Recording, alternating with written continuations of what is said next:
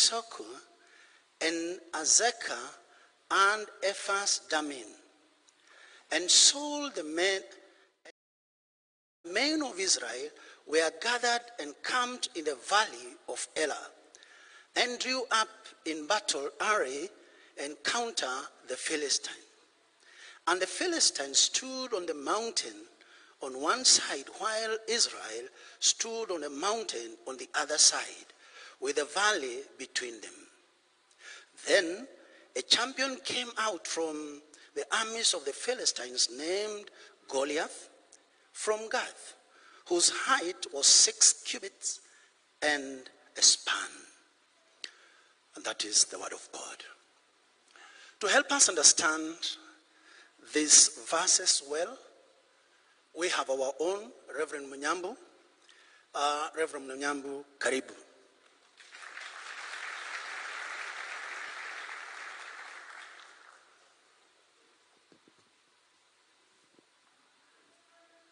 Good morning, church. Good morning once again. Please help me appreciate the neighbor who is seated next to you. Let them know that they are in the presence of the Lord as we even look to the scriptures this morning. Having appreciated our neighbors, we want to thank God that God has granted us an opportunity that we can be able to congregate here for the express reason that we can be able to study His word together. As we prepare for the same, please let's be upstanding for a word of prayer. Father, in the name of Jesus Christ, we want to thank you that you can grant us an opportunity to hear your word. And even now we pray that as you silence every other voice, may you also be able to open our inner eyes and inner ears that we can be able to hear your word. We thank you for the ministry of the Holy Spirit. As he convicts us of your word, may he convict us of our sin. That word which is useful for teaching, for correcting, for rebuking, and for training in righteousness, so that every one of us may be thoroughly equipped for every good work. We pray that, Lord, you may be able to cause us to have an exciting moment to hear your word, that spirit that causes teaching to be easy and listening to be enjoyable. May it pour generously in our hearts today. As always, in Jesus' name we pray. Amen, amen. May we be seated in the presence of the Lord. As we get seated, today we are going to have a conversation under the topic, when the battle lines are drawn. When the battle lines are drawn. Please tell your neighbor, when the battle lines are drawn. So today we are going to have a conversation from a military background. When the battle lines are drawn. I come from a background when people used to fight in my Old Testament, they would draw a line in the sand. And depending on which side of the divide you were, they would even threaten you and tell you, if you are man enough, cross that line. Any one of us ever come from that Old Testament? So I'm not alone. There are some even would be able to tell you, I'm going to spit on the ground. And if you are man enough, step on my saliva. And you could assess according to the enemy how you are man enough. I also went to school when people would be told, kesho nitafunga na wewe. Hallelujah. Any one of us ever closed school with a neighbor? And it has nothing to do with the school gate. It had nothing to do with the compound. It had everything to do with you being beaten senselessly. Being a small-bodied, I knew what it meant. And the teachers knew that even if the report form was to be collected, the following day I would not come. Who am I to come to be beaten when the battle lines are drawn? We are going to have our conversation from a beautiful text that is fond of many Sunday school teachings. This is a story of David and Goliath. And David and Goliath, it is important for us to put into context that David was a secondary fixture in this outing. He wasn't the permanent person. This is a story about two enemies. David was not in the picture in the first enemy. So Philistines are here on one side of the valley, and the Israelites are on the other side of the valley. And the rules of engagement were clean and simple, that you only volunteer one person from your team and one person from your team. Na wale wengine ni mashabik. So when your person wins their team, then they are defeated. When your person wins, then they are defeated. So it did not have to do with how many came to the battleground. It only mattered the strongest person being volunteered.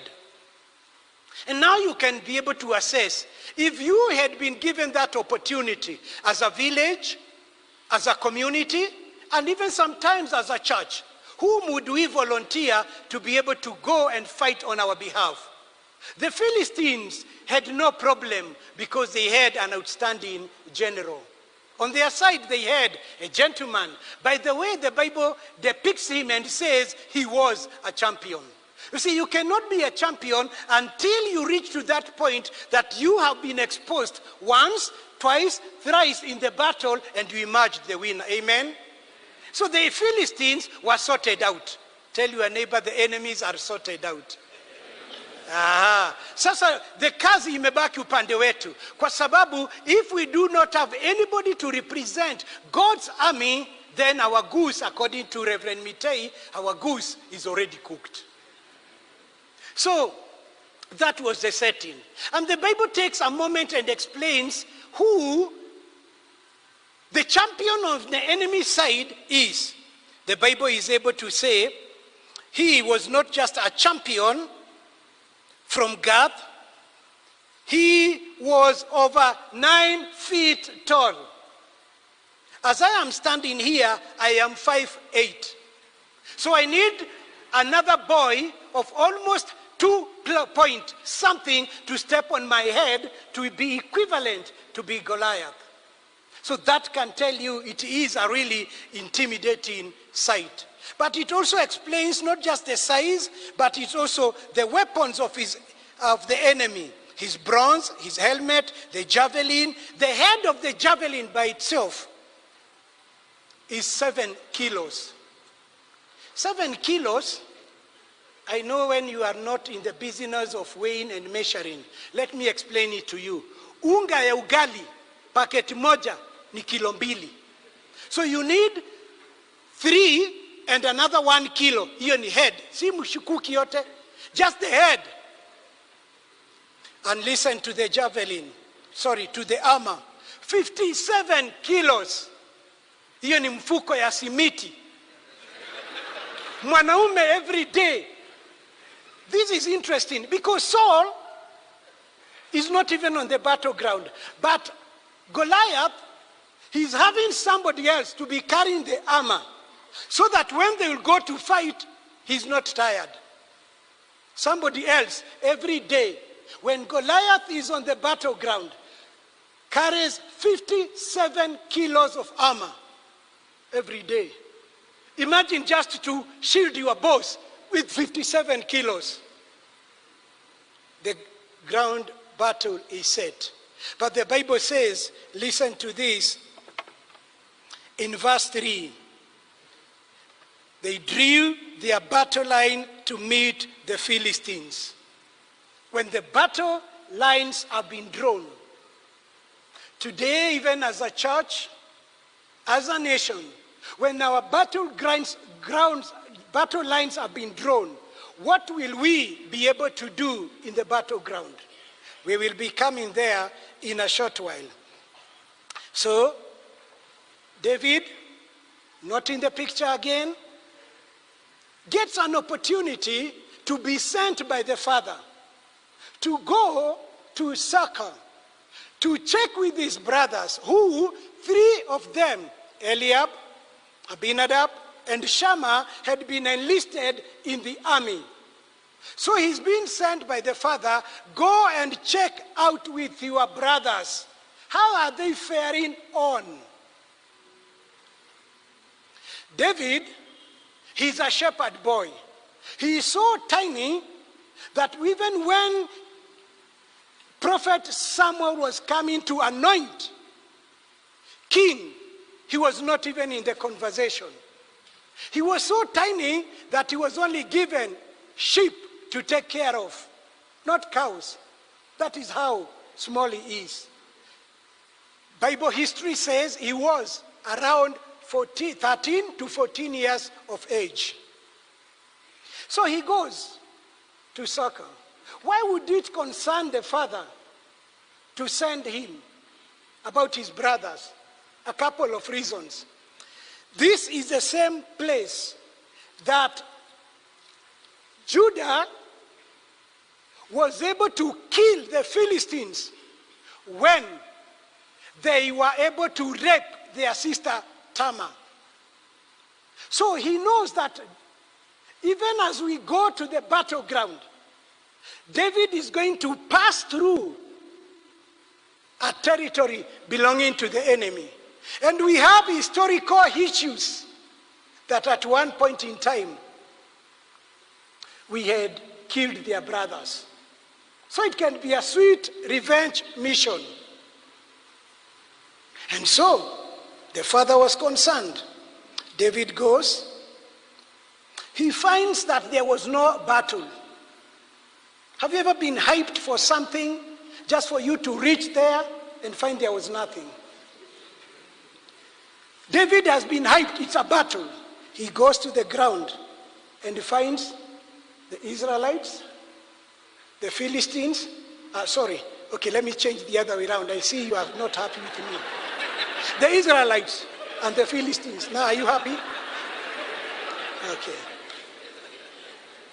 And he's asking, hiya, what is happening here? And somebody whispers to him, you see, this guy you see over here has been coming down on the enemy's territory. Every day, for 40 days, he has been cursing our God. 40 days. There are times I think, honestly, Mchungaji, there are times I think Goliath was not sin. How can you come to abuse people for 40 days and they are doing nothing? And you'll still come again tomorrow. It breaks my heart that on the army of the Lord, not anybody dared. But my God is faithful. He will always raise up somebody to fight your battle. Amen? At that appropriate time, David comes to the picture and he is a very business-oriented. After getting to know what is happening, he inquires of one of the generals, by the way, what will happen to me if I sort out your case? Hey, it is a risky investment. And I don't want to stick my neck out. I die, and the best you can be able to do is only to come to my funeral. And I'm gone. The generals tell him, you know what? There is a package. And this is the package. You will not pay taxes. Your people will not pay taxes. Hello?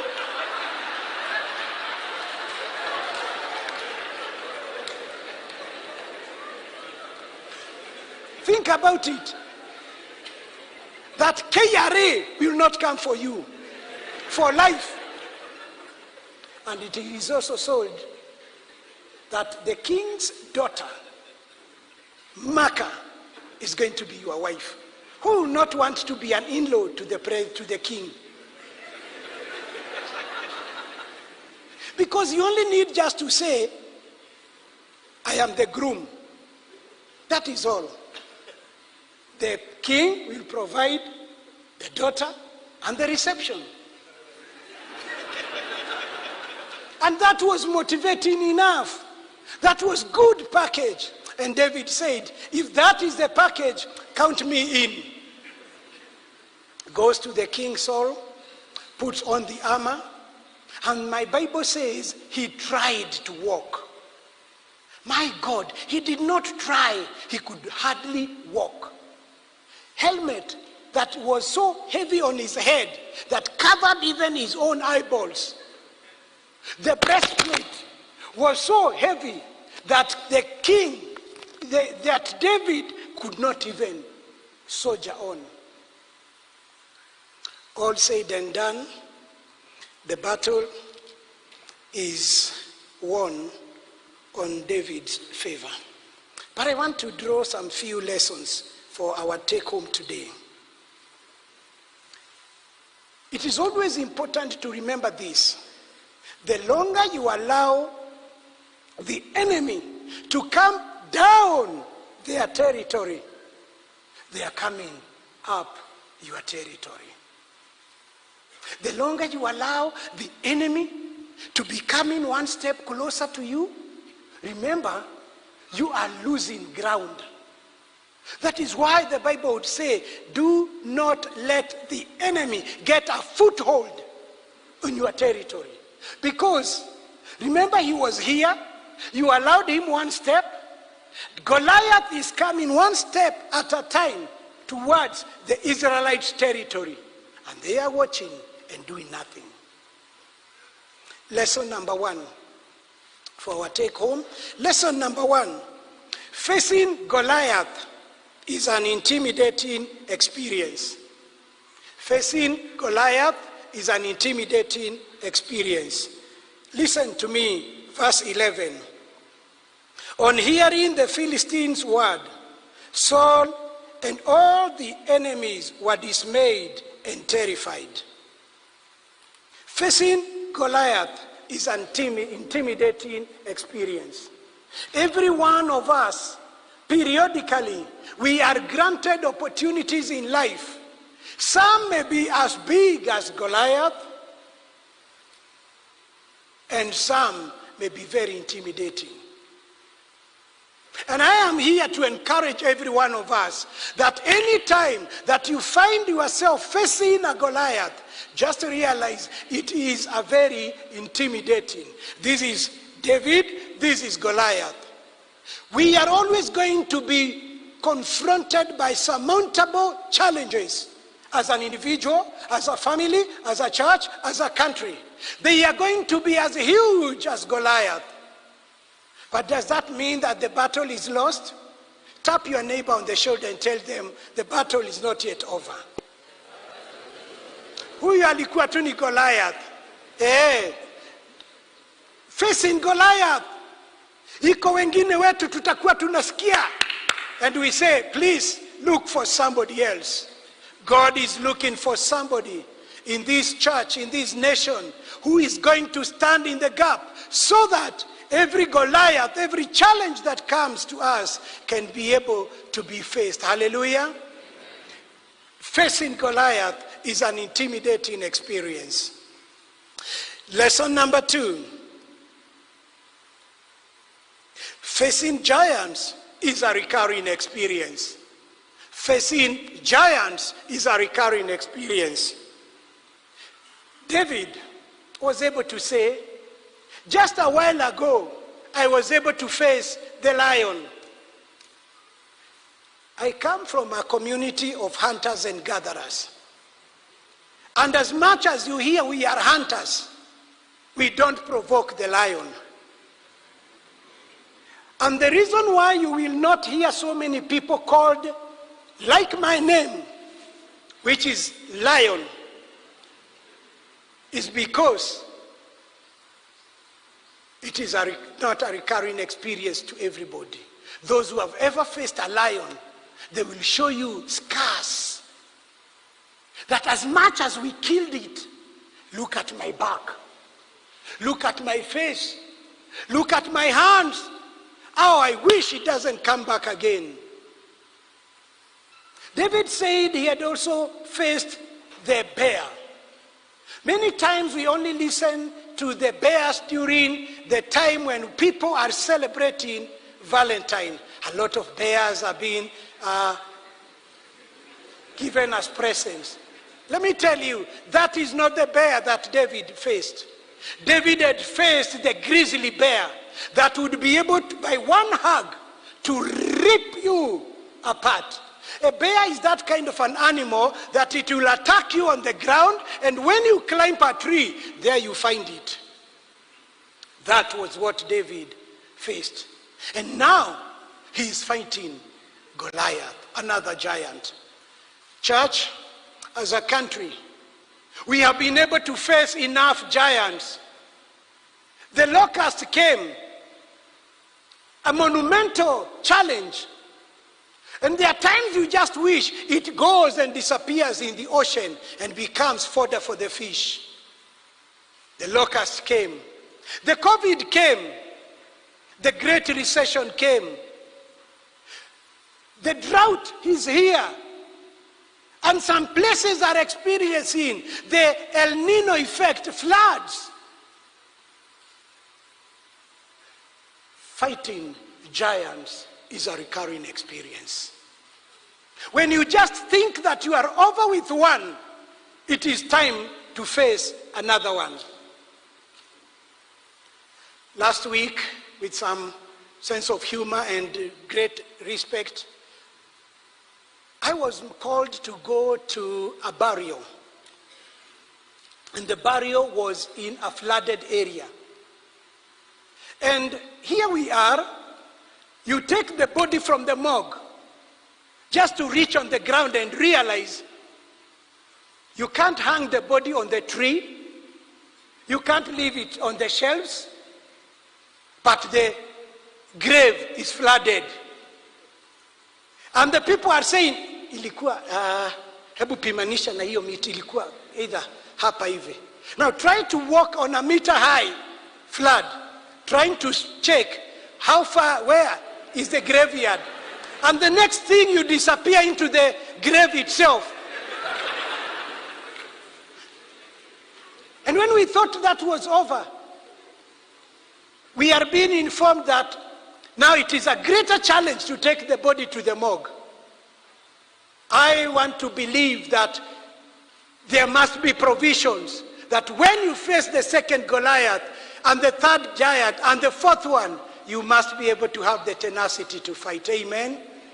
My prayer for somebody here today, that God is going to raise amongst us somebody who can be able to face the first Goliath and say, yes, I did that one, and I'm getting ready for the second battle. When you thought that I am through with the second battle, I am folding up my sleeves for the third battle. When you think that the third battle is anything, that I am now folding even now my trouser for the fourth battle. We are looking up for a generation that can be able to fight, not once, not twice, not thrice, but a generation that can be able to bounce back. That is the generation that we are looking forward, that can be able to find the first Goliath, the second Goliath, fight it, and can still be able to come back and say, the God who delivered me from the first one and the second one will deliver me from the third one and the fourth one and the fifth one. Amen? What is the next giant that we are looking forward to face as a country? What is the next giant we are looking forward to face as a nation, as a people? My prayer is that this group seated here, the people who are following us online, will be able to realize that God is calling upon them to be that generation that stands up to be counted when facing the giants. Lesson number 1, facing Goliath is an intimidating experience. Lesson number 2, facing giants is a recurring experience. Not only saa zile tumepona one sickness, another one comes from one tragedy to the other. But lesson number 3, winning battle is a memorable experience. Tell your neighbor, winning battle is a memorable experience. I do not know about how many battles you have ever won. But I also have a little story of my own little battles. When I was in Standard 2, I I came number 15. First term. In second term, number 15. In third term, I came number 15. Both my teachers and my parents were as equally concerned, but I was happy because of all people, there was one lady I knew I had defeated.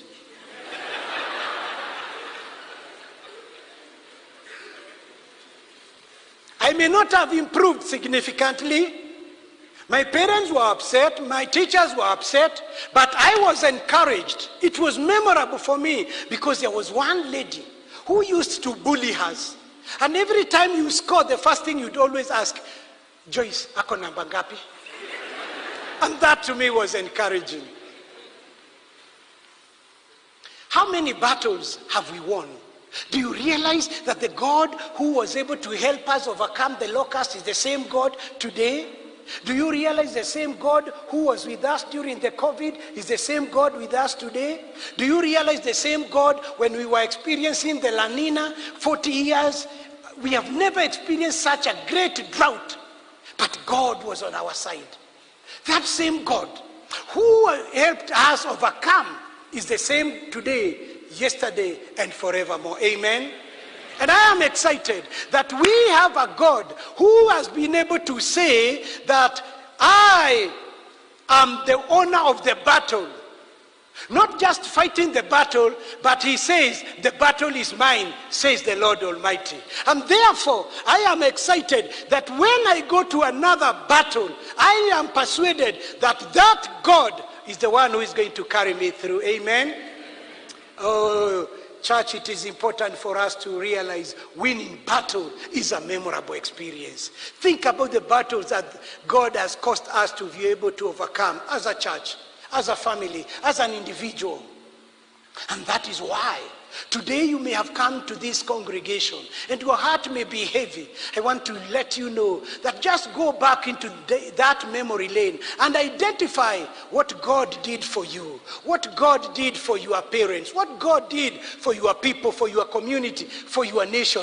That same God who was able to let us overcome is the same God we are serving today. Hallelujah. But lesson number 3. Oh, lesson number 4. What was lesson number 1? Thank you.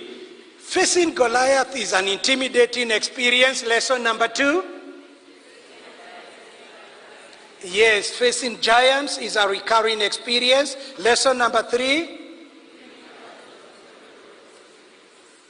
Lesson number 4.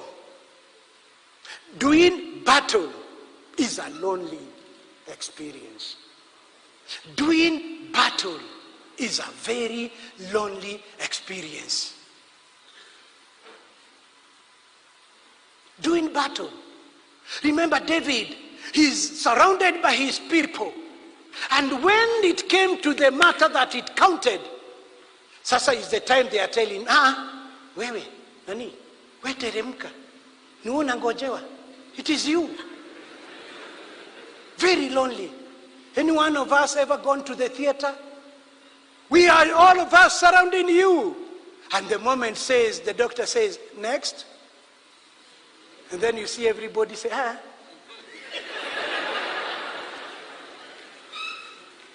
Very lonely. We all prepare for exams. And we are there revising with everybody. And when it comes to the examination, everybody is seated 3 meters away from each other. And then you realize how lonely it is. That even when you want to cough, you feel like you are offending the environment. When you want to even request for a pencil, it's like it is an abomination. Very lonely. I want to encourage somebody here. You may have come into a very lonely experience. But I want to pray that God is going to raise up a conducive environment among your brothers and sisters, the family of God, that they can be able to surround you, that you shall not be able to live here as you came. Because doing battle, it is so lonely.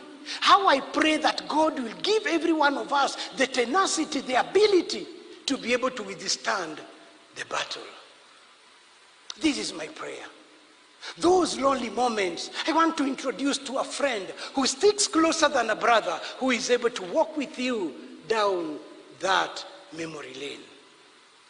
When we surround each other by the graveside and we lower the body, sometimes nobody understands your pain and emptiness and loneliness. Because we may all be able to surround you and say that we shall be able to meet on the other side of Jordan. But there is a child who has no parent. There is a father who has no child, a husband who has no wife. It's a lonely experience. And sometimes we go home. And when we go home, we always say, we have come from a burial. But the post-burial experience is such a lonely experience. And I pray for AIC, Milimani, and beyond, that we shall be able to be that church that identifies the loneliness in a person, and we can be able to rally ourselves around them and say, tuko pamoja. Oh, sorry. I know politics, there's sometimes a shortage of words to say. But when you say tuko pamoja,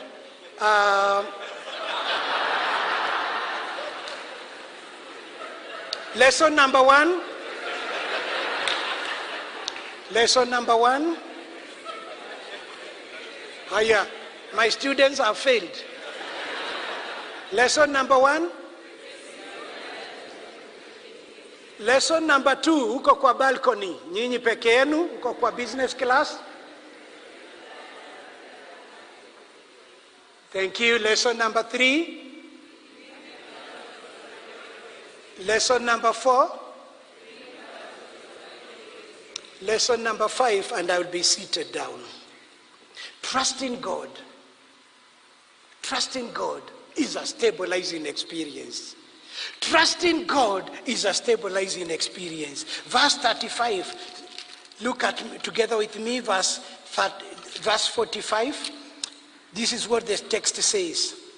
David said to the Philistine, "You come against me with the sword and the spear and the javelin, but I come against you. But I come against you. In whose name? In whose name? Church, I want to introduce you to this great name. That as a church, as a nation, as a country, we can be able to realize that trusting God is a stabilizing experience. We shall be able to find challenges on our way. We shall be able to get times are going tough and harder. We shall be able to get things are becoming thicker. And thank you, Mr. President, for telling us that before we reach there at the pinnacle of greatness, times are going to be hard. You have thickened our skin that times are going to be hard, but trusting God, church, trusting God is a stabilizing experience. And I want to thank God that He gives us an opportunity down the memory lane that we can be able to punctuate our lives with this great performance. The very architects of our national anthem, as they were drafting it from the very word go, they were able to say these great words. Let's be upstanding for the national anthem.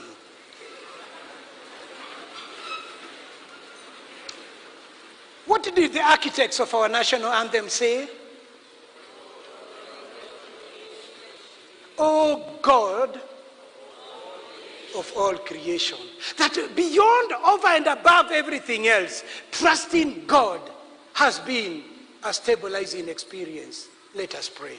Lord, we want to thank you that we can be able to congregate here as a church, as a nation, leaders from all walks of life, people from all ages of life, gender being represented here. We want to thank you that you have given us an opportunity to realize that facing Goliath is going to be intimidating.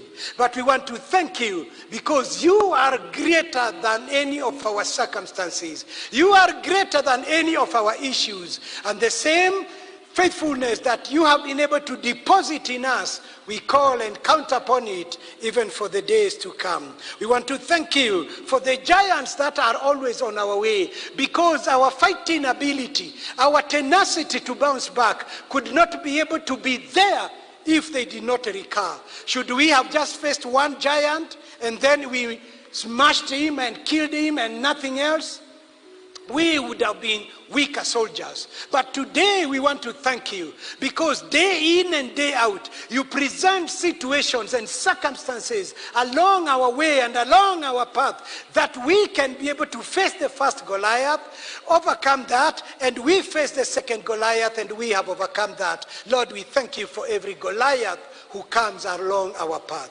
so that when Goliaths come, when giants come, we don't look at them as being troublesome and cumbersome, but we will be able to look upon them and say, another opportunity for the Lord to demonstrate his faithfulness. Lord, we thank you even for granting us an opportunity to win our battles. It is because you have been on our side. We want to thank you. We want to experience that grace of winning battles over and over again, for we can be able to tell even our enemies, just as you said in your word, in the presence of our enemies, you prepare a table for us. Lord, we thank you for our enemies, because by them being there, you give us an opportunity to sit on the high table, because that is only prepared for those whose enemies are chasing them and they have come to your fold. You are our refuge, you are our protector. Lord, we thank you even for battle being a lonely place. How we praise you and we thank you, because you are the one who sticks closer than a brother. Those lonely moments, we pray that you are going to walk alongside every person who is here, and especially those in the leadership. Leadership is a lonely place to be, and we pray that, Lord, you may be able to hold the right arm of the leaders in this place, and especially His Excellency the President, that decisions that are going to be made, even in that high and lofty and lonely place, they shall be able to be for the welfare and the goodness of the nation. We thank you, because trust in you has always been stabilizing. When we are shaken by waves, turbulence from all ends, we just need to anchor ourselves in you. He who changes not. You have been our anchor and our refuge. And we pray today, as always, as an individual and as a church, you are going to help us trust you even the more. But Lord, we want to pray that should there be a person here who is wrestling with this faithful God, these battles, these giants of life, Lord, we pray that today they are going to experience another touch from you and say, the Lord has done it. And therefore, Lord, even today as we commit and commend ourselves before your presence, our prayer is that you fight the battle for us. For this is our humble prayer. In Jesus' name we pray.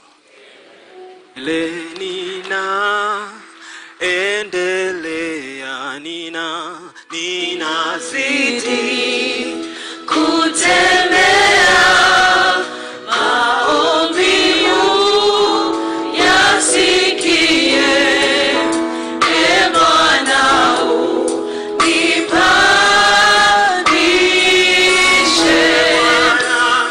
Bwana uninue kwa imani nisimame nipande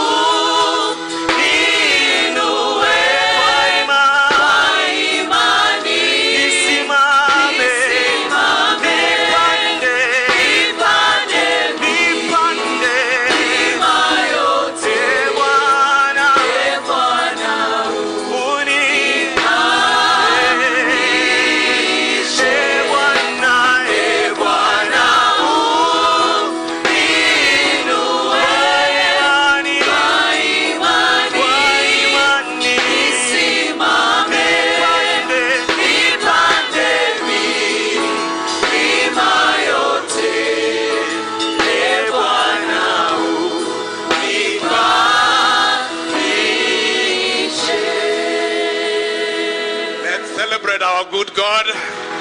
Thank him for his goodness. Thank you very much. And thank you, Reverend Minyamu, for being used of God. We may be seated. Thank you.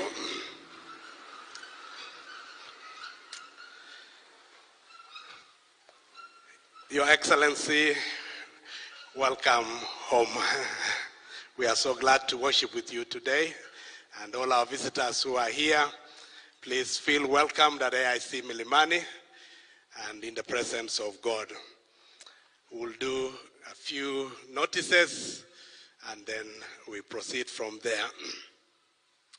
In this church, we have our project that is on, and our prayer is we want to complete it yesterday.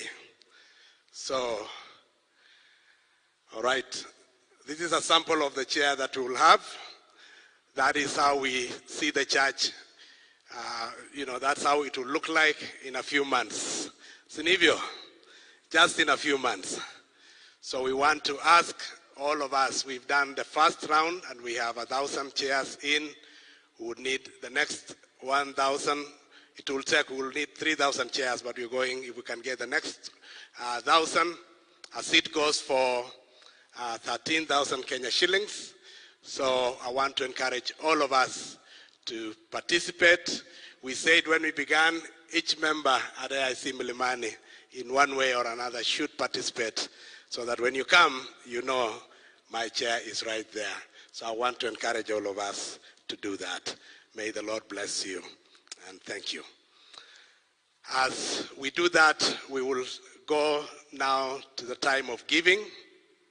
And as you give, you can give online.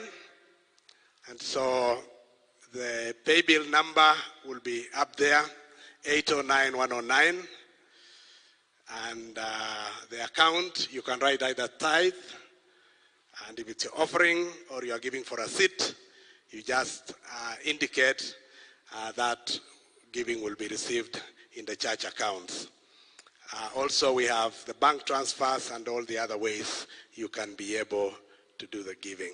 So I want to welcome the Mabalosi Choir. Your Excellency, we have two great choirs here. We have one Hill Voices, and then we have the Mabalosi. One of them, you don't need to know how to dance. You just stand, you have to have a beautiful voice. The other one, you need to dance a little bit. And so we will be having the Mabalosi Choir to take us to sing to the Lord as we give our offerings. Feel free for those that are not able to give electronically or using paybill. There will be baskets placed near where you are. You can just stand and then give your offerings there. So with that, I'll ask that we all pray as we give our offerings. Father, in the name of Jesus, we thank you, we bless you for today. Thank you for your word. Thank you for blessing us through your servant. We are indeed grateful. Thank you for the worship that we've had and the songs and all the encouragement that we've had. Now, Lord, as we come before you in worship, as we give our offerings, may our hearts, Lord, truly, truly worship you so that whatever you've given us, we can bring to you as a thanksgiving, as our offerings, as our tithes, and even supporting your work. All that we have is yours. And so, Lord, help us to rejoice as we give for the glory of your name. Bless your people now as they give, for it is in Christ's name I pray. And all of us said, before you give, if there is a lady next to you, today is the Mother's Day, isn't it? And ladies are there, I see Milimani. You are very fortunate. The father of the nation is celebrating with you. So we thank God. Yeah. That's beautiful. So if there's a lady next to you, just tell that lady, Happy Mother's Day. And tell her we are very proud of you. You take care of us. And may the Lord bless you indeed. We love you all. And may the Lord's blessings be upon all the ladies in the house.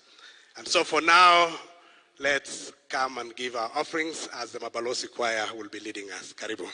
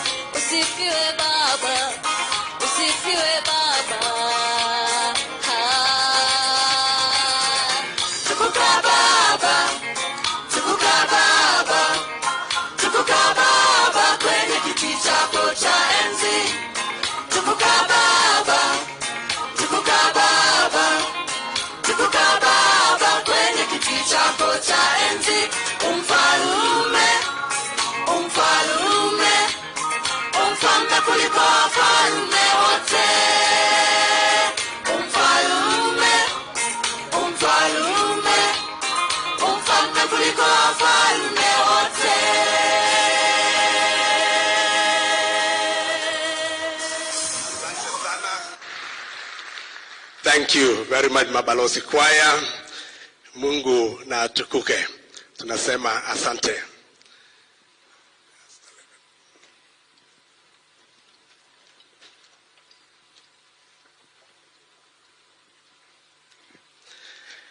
Well, we want to thank God. Your Excellency, we are indeed very honored to have you amongst us. For those who do not know, this church was started by very few people. Among the three that started this church is His Excellency and his family. So I was told, Your Excellency, in the list of elders of the church, you are still elder number one. So we are very, very, very grateful. And indeed, this is home for you, and we are so honored. Whenever you find time, we know you are busy. You have to be everywhere. Whenever you find time and you are with us, we are always very grateful. And the presiding bishop and other leaders who've known that you are here have sent me messages to say we send their greetings to you. They are very grateful. We want to thank God for the opportunity to have visitors amongst us. And before I allow the visitors with the president to introduce themselves, Probably you are here and you are visiting for the first time, other than the visitors accompanying the President. If you are here, please raise your hand and we will recognize you. We love visitors coming and worshiping with us. Let's appreciate the visitors here at the back. Or right there at that corner, we have visitors. Just raise your hand. Somebody is reaching out to you to give you a card. Somebody is reaching out to you to give you a card. Right here, thank you very much. There are visitors here. At the business class, up in the balcony. Any visitor?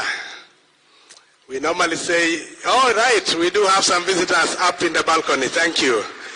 We have a joke that if you can find your way up there, you must be a Milimani member. But today we have visitors up there. Karibuni sana. For our guests, as we leave, as you exit, on your right, there is a room for the preacher who was speaking today with Reverend Mitei, and some of our elders will be there to receive you and welcome you. If you are visiting and going back, take our greetings. But if you are in Nairobi here, you have found your church. The seat you sat, you're welcome to sit on it next time, and we welcome you to keep moving up front. Karibuni sana to AIC Milimani. For now, Your Excellency, I would like to ask Honorable Kaguya to introduce the team that you've come with. Karibu sana Mheshimiwa Kaguya. Welcome.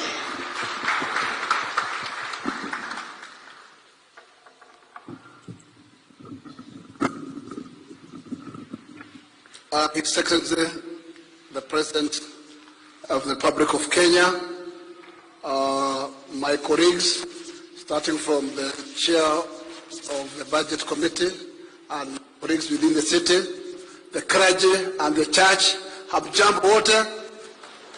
My name is James Gakuya. I am an elected member of Parliament from within the Nairobi. I come from Eastland. My constituency is known as Embakasi North. It was hired from the Raja Embakasi, and that's where we belong. Today, we are honored and we're honored to accompany the head of state in this particular church, AIC. It's a great church. It has a big history. We are also believers from my side. I belong also to Protestant, a church known as ACC and S. And we all have the root of Jesus Christ. We are very blessed today. Word was very much reaching to our hearts. The David and Goliath is a big history. And we have come from far with head of state. I can call him the David of our last election. And you know very well, we had a lot of challenges and temptations. And actually, we had a warrior who was ahead of us and who have kept always telling us that, keep on, guys, and we are going to win this battle. And finally, here we are. I do appreciate the support that the church gave us and the whole fraternity of Kenya, because they never see the might of those who are in the system and the rest, but they always focused on the destination.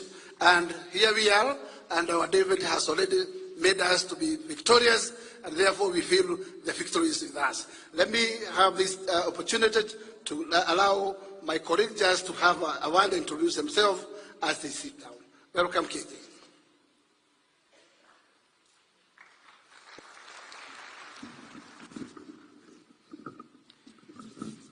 Praise God, church. Praise God again. Our House of Clergy and the presiding clergy in this church, Your Excellency, the President, leaders, guests who are here today, and the entire congregation, kindly join me in welcoming His Excellency, the President, to the Dagoretti constituency. Tafadhali. We know you're home, sir. We know this is home for you. Not only are you among the founders of this church, Your Excellency, you've also been a very good friend of the larger Dagoretti area. We know your history in Dagoretti. You've lived here. You have communed with us over the years, so we welcome you home. To Reverend Munyambu, the message you delivered this morning was for this country. We were listening to you, and we really do associate with the message that you gave, because it is fit for a time such as this.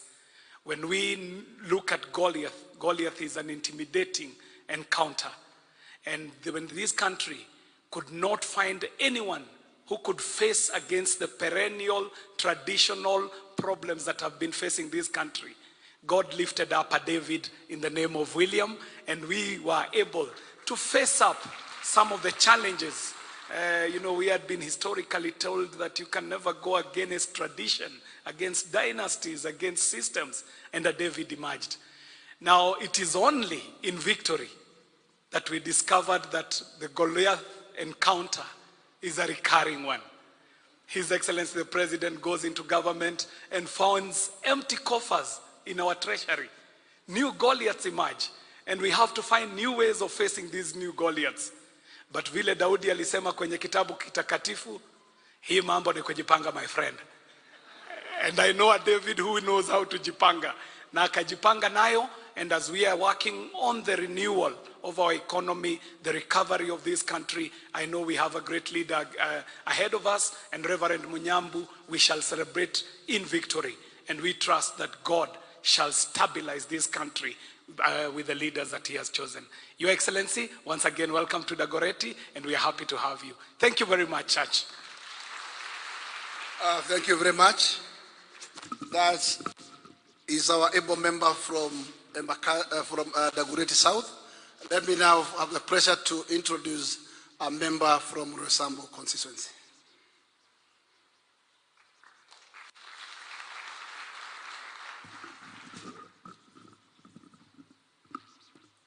Your Excellency, the President of the Republic of Kenya, my colleagues, members of the clergy, and Christians, good afternoon. Bwana Yesu asifiwe. We are happy to be here. And let me say that for me, it is my first time. And if I know that whenever I come here, those are the kind of message I will be getting, I can assure you that all Sundays, I will make it a habit to be here. Reverend Mete, you have taught us a lot. Your message was so strong. You know, when you started preaching, for me, I wanted to go back to my vehicle and pick a notebook so that I can come and jot actually what you are teaching us. Most of us, when we win our battles, we go to celebrate.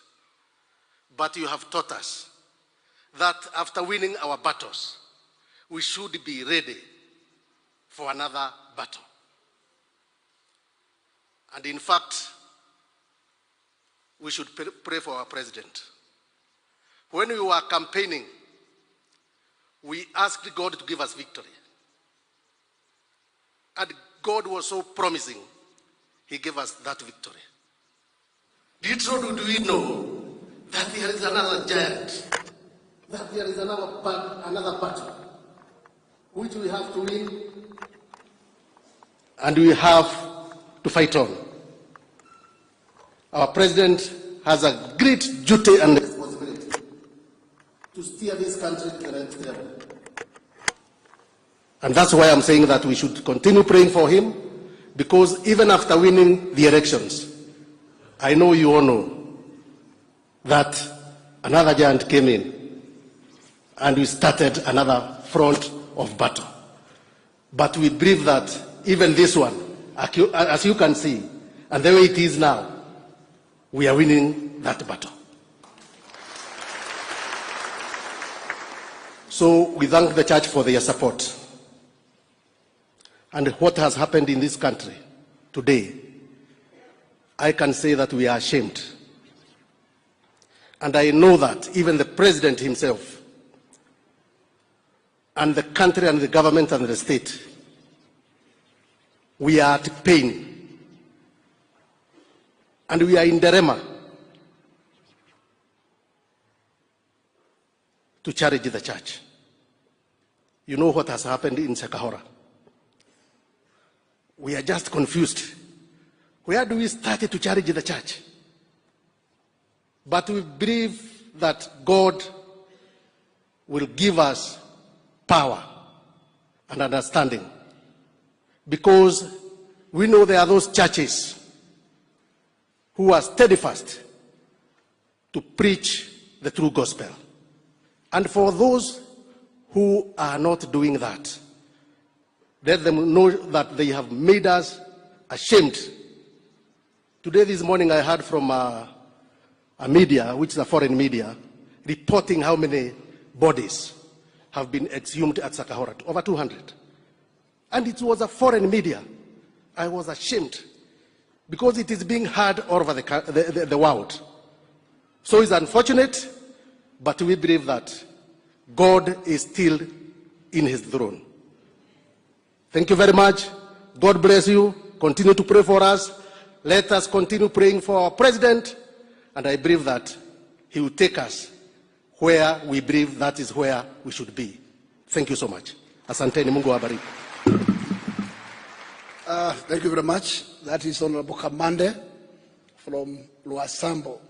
In our midst, we have Honorable member from Kasarani constituency. Karibu.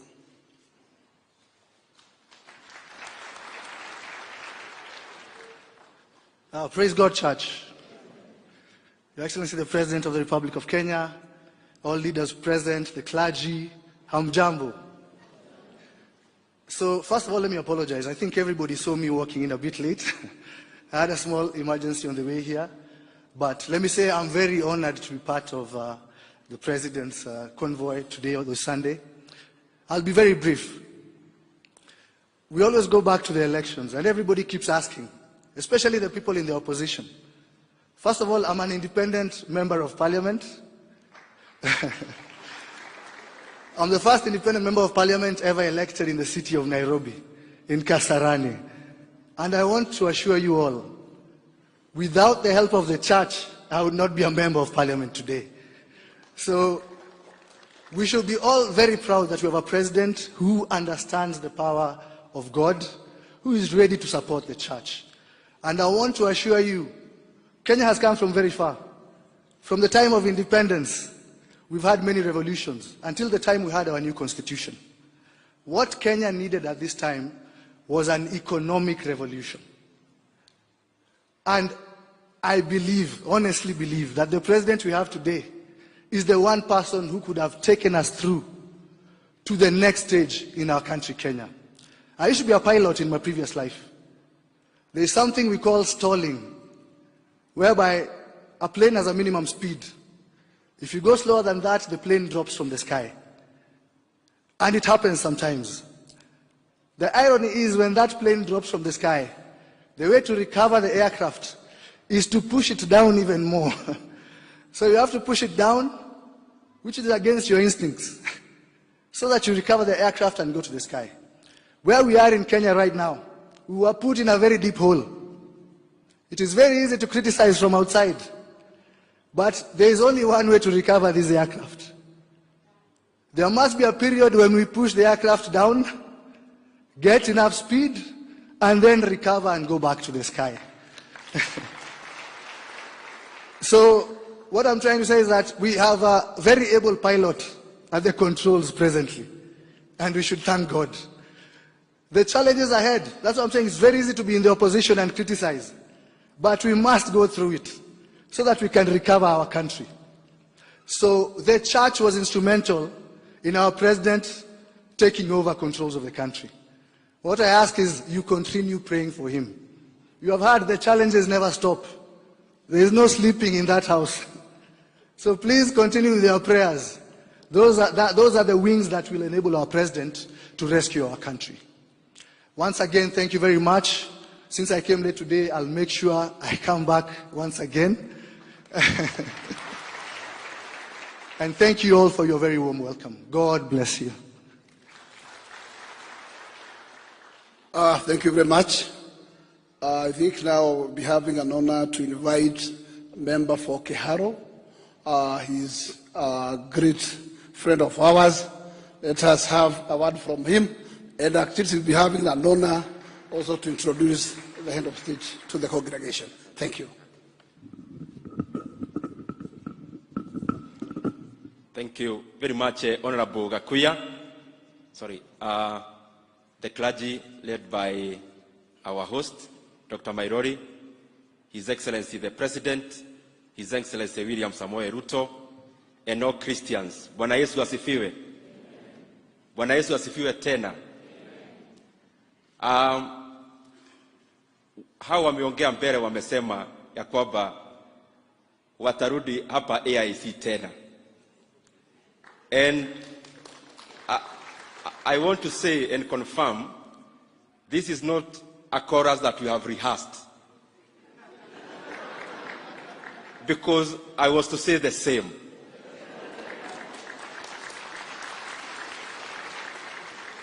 Na ile kitu mimi imeniguza sana katika AIC, especially hapa Milimani.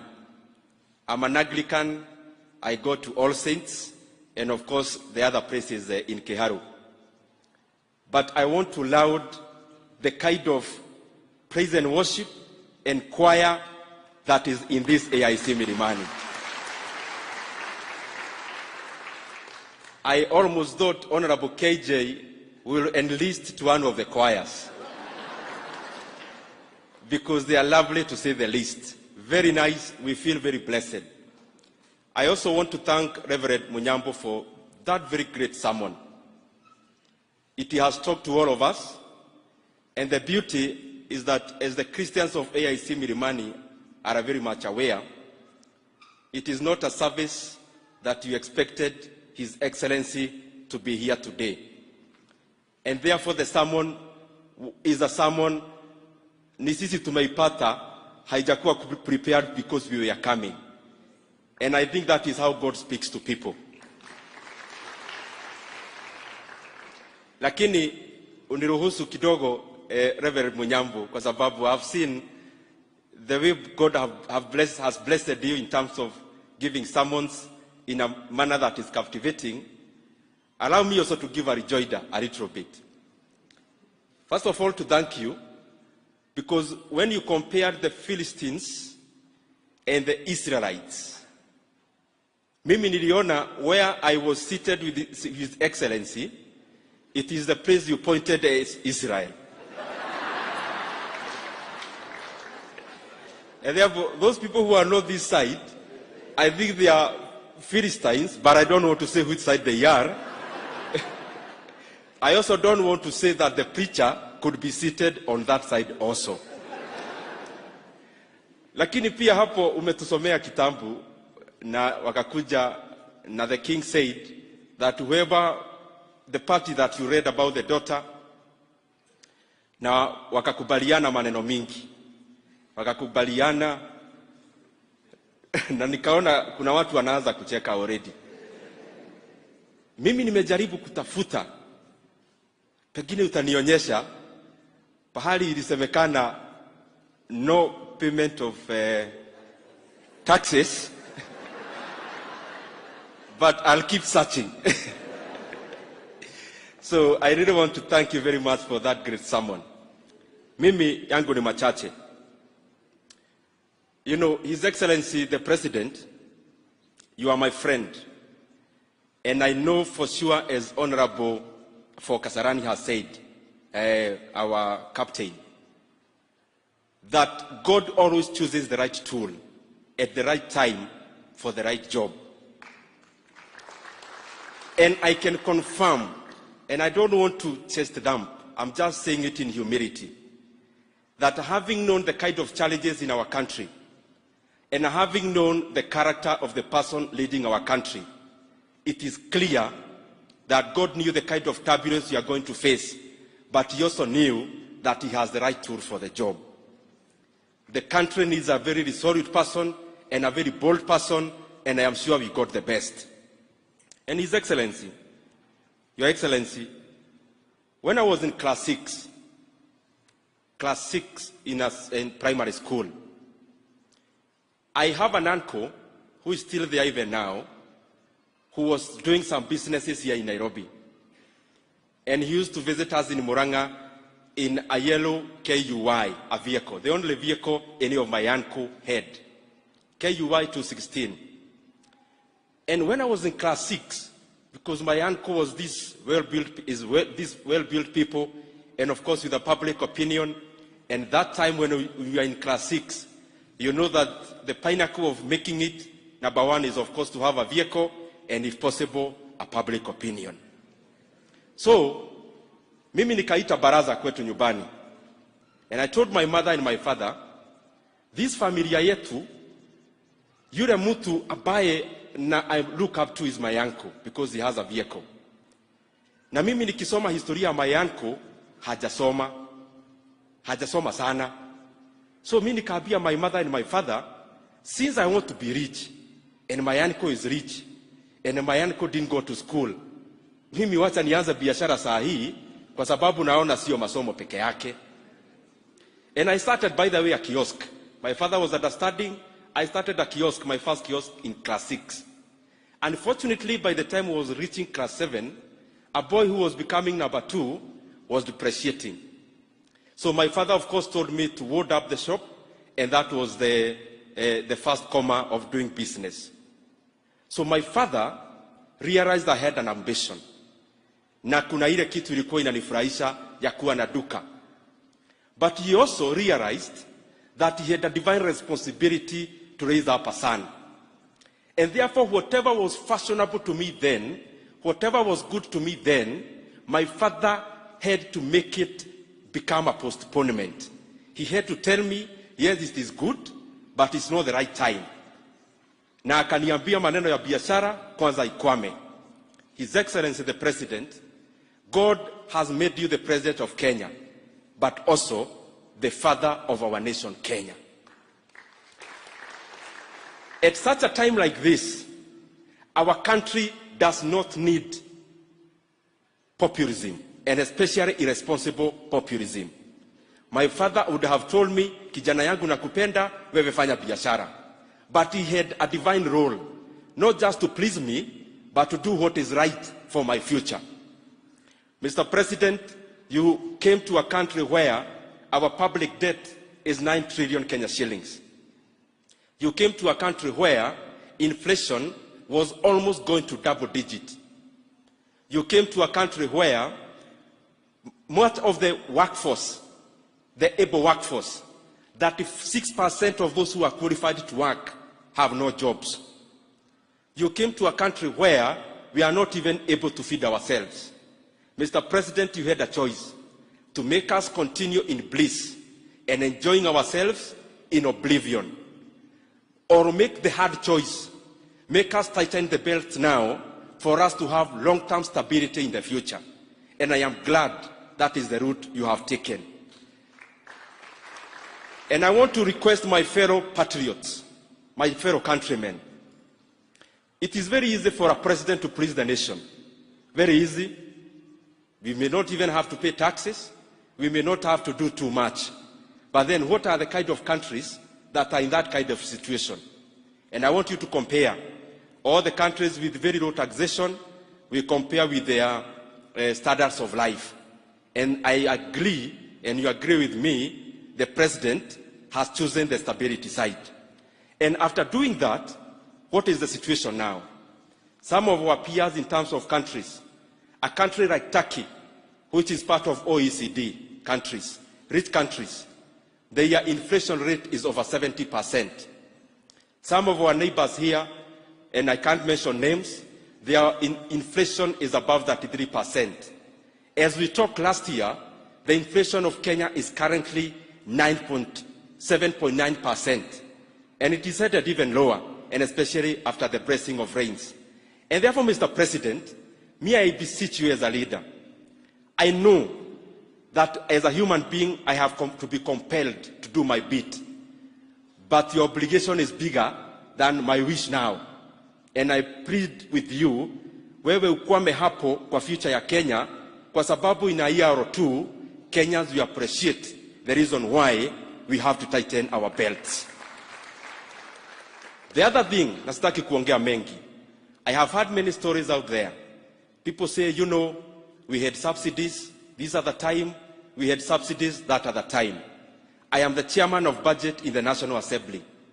And I want to confirm to the Kenyan people, the subsidy you hear that was there, the subsidy in terms of oil, the subsidy in terms of unga, I can confirm even the subsidy of oil is being paid by none other than His Excellency William Ruto and this administration.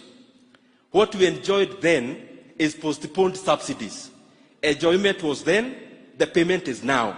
As we talk, even the subsidy we enjoyed last year, 40 billion shillings in subsidies of fuel, it is being paid by this current administration. And therefore, we are not trying to blame anyone, but it is responsible for us to tell the Kenyan people where we are so that we also appreciate where we are headed. Na mimi niko na uhakika ya kwamba Kenya and all of us will appreciate where we are headed. Ya mwisho, His Excellency the President, you know, one of the major issues in our country is something called inequality, where the gap between the people who have and the people who don't have is too wide. And Mr. President, the only tool that bridges the gap of inequality, the only fair tool of redistribution is education. The other fair tool of redistribution is making sure the population, from those who have to those who don't have, are healthy. Mr. President, you need resources for all of us to go to school. Even the child of a person like me being brought up when I was young. Mr. President, we have to avail these resources to you so that even the child of a poor person can go to the school of their choice. And I am sure you're already doing that. That a third of our budget is going to education, and especially to the education of the people who would otherwise not afford education. And I allowed you also lastly, because of the reforms you are doing in the higher education. I want to show the Kenyan people that previously, you know, the majority of the people who are dejected, their children go to day schools. In the recent past, over 5,000 schools in Kenya have not producing even a single student to proceed to universities. The people in day schools are not the people who would afford private universities. And the reform the president is bringing is to ensure even that child in day school, somewhere in Karachuonyo, somewhere in Ukabani, somewhere in Muranga, they also have got an opportunity to be what they can be in life. Mr. President, we allowed you. Na hayo mengi, it is my singular honor and unprecedented honor to welcome the President of the Republic of Kenya, His Excellency William Samoei Ruto. Karibu sana rais wetu na baba wa taifa.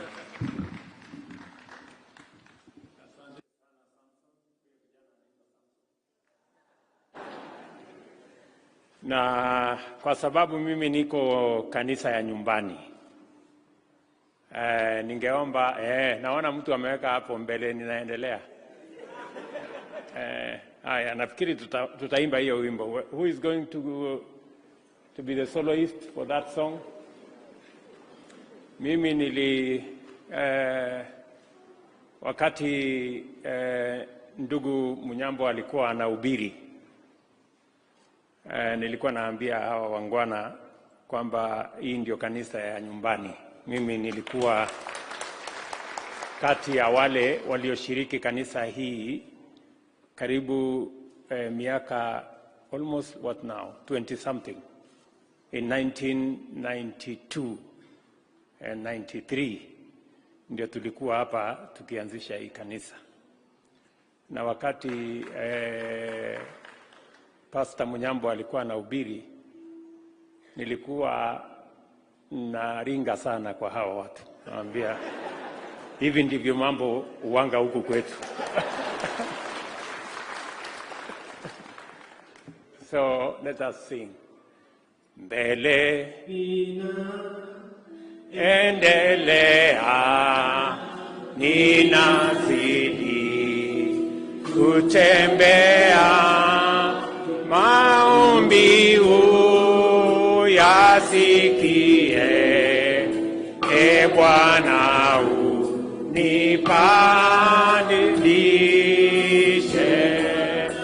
Ee Bwana uninue kwa imani, simame nipande milima yote. Ee Bwana unipandishe.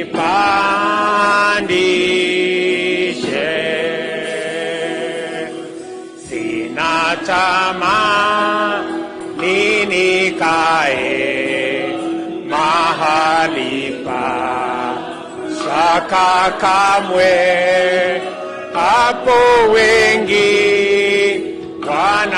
wanakaa kuendelea naomba.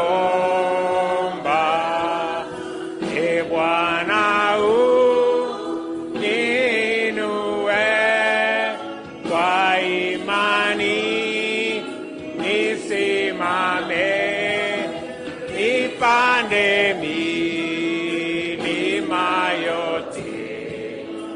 Ee Bwana unipandishe. Nisikae duniani, ni mahali pa shetani, natazamia mbinguni, nitafika kwa imani.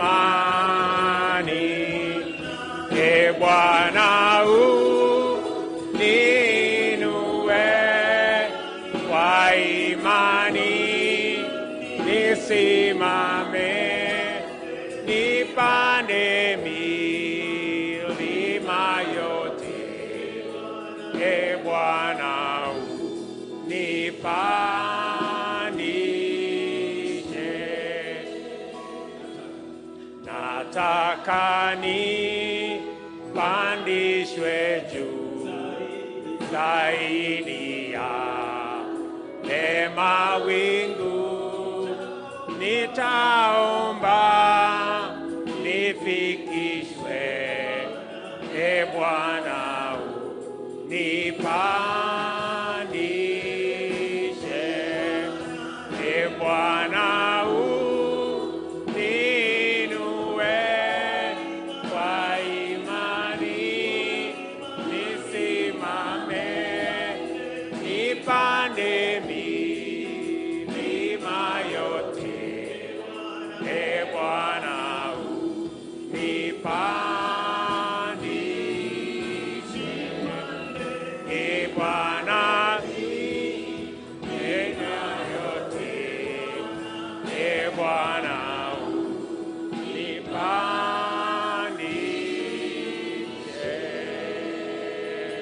unipandishe. Asanteni sana. Tafadhali tuketi. Kwanza mimi nataka nimshukuru Mungu sana kwa kutupatia nafasi, hasa mimi niliye sijakuja hapa kwa muda mrefu. Mungu akanichochea jana, kaniambia lazima urudi kanisani Milimani.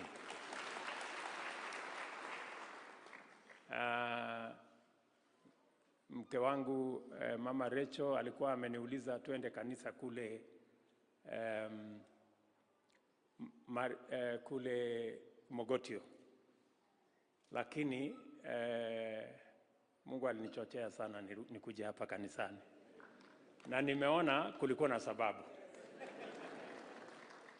Kwa sababu yale mahubiri tumepata hapa siku ya leo, vile Daudi pale nyuma alikabiliana na simba, alafu akakabiliana na mbweha ama ni bea, nyumbu. Kama ingekuwa kawaida, angekuwa baada ya kukabiliana na simba angekuwa anafurahi ya kwamba amemaliza kazi, lakini kumbe kulikuwa bado Goliath ako mbele anamngojea. So mimi nataka nimshukuru Mungu kwa sababu ametuhakikishia ya kwamba vile tulifaulu wakati huo mwingine na hata hapa mbele, hapa kwa Goliath hapa mbele, Mungu pia atatupatia ushindi. Na ndio nataka niseme bila kusita, niwaambie ndugu zangu wa Kenya, pale tumekuwa na changamoto na tumekuwa ni taifa ambayo inamcha Mungu. Na katika kumcha Mungu, Mungu ametutoa katika hatua moja akatufikisha hatua ingine. Na hata hapa mbele mahali tunaona kuna changamoto, pia na Mungu atatuonekania na hata hiyo kiwango ingine Mungu atatufikisha. I have no doubt in my mind that God is going to give us victory even in the challenges that we have as a nation. The same way He has lifted us from one stage to another, I am confident that God is going to lift us even to the next level as a nation. Nataka pia niseme kwa sababu hata kanisani kuna changamoto. Wakenya wengi wa Kristo wanajiuliza maswali. Kuliendaje? Kulifanyika nini pale kanisani mpaka leo tuko na makaburi? Wananchi wengi wamepita sasa, wananchi 200 wamepoteza maisha yao katika mahali ambapo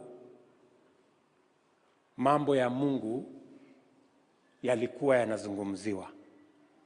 Nataka niambie kanisa la taifa letu la Kenya, hata hii changamoto na hii wingu ya giza, Mungu atatusaidia, tutainuka na tutaenda hapo mahali pengine tena. And as a government, we have taken the decision that we are going to deal with the individuals that abuse the sanctity of faith and the word of God in a manner that we deal with all the other criminals, because we do not want an iota of blame on the church. We do not want any blot to be on the church because of the activities of a few people.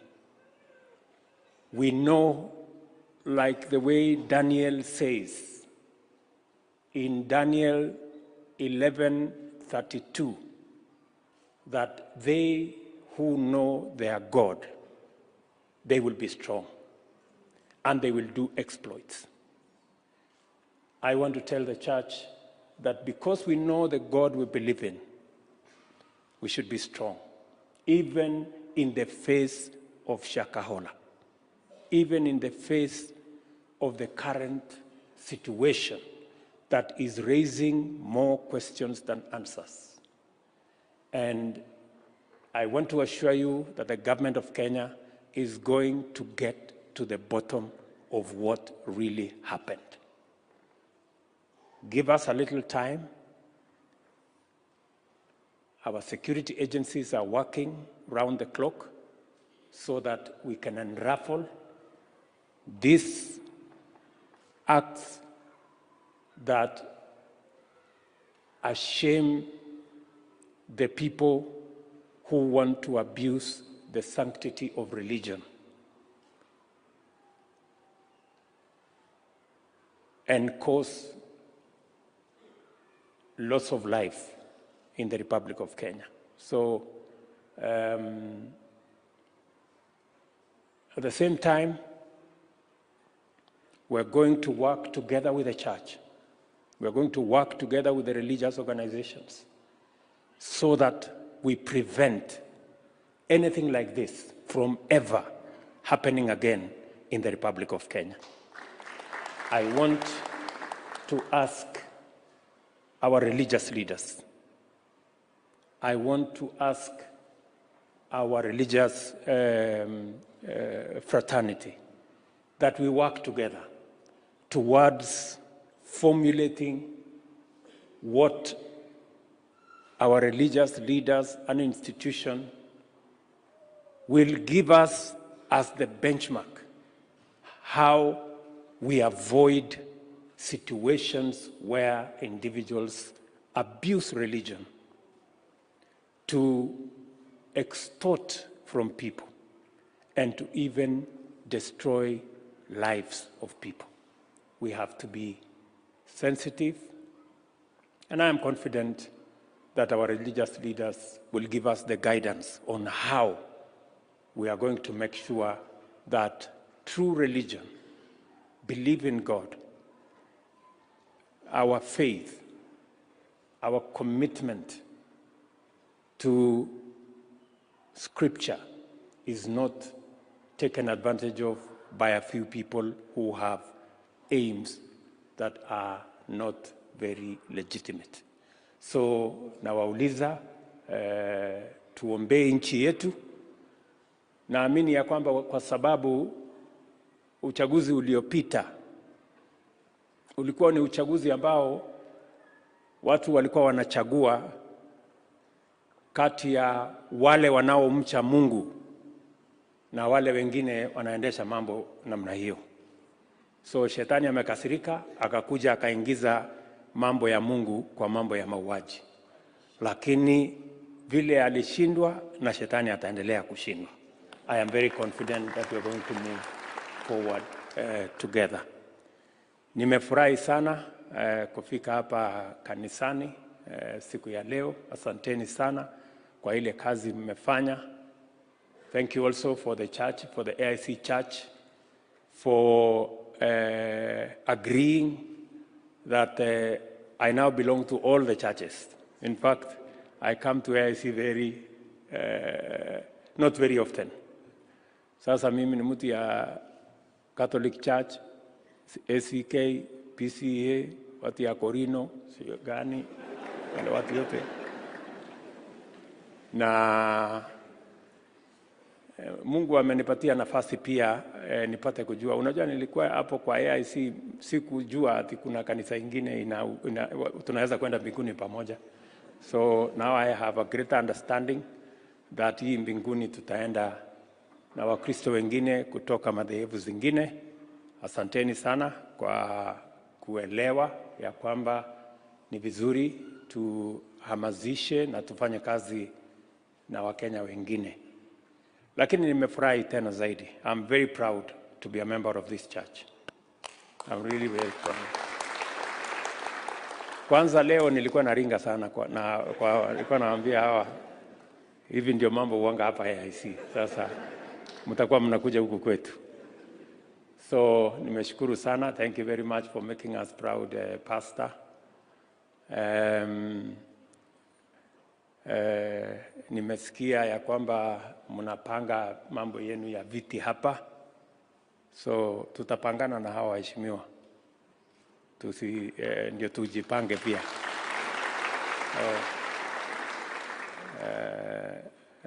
Pastor Mairori, tutanunua viti 300 tulete.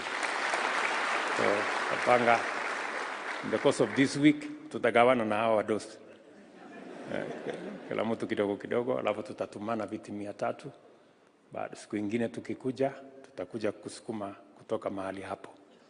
So otherwise nawapenda sana, nawatakia baraka ya Mungu katika mipango yenu.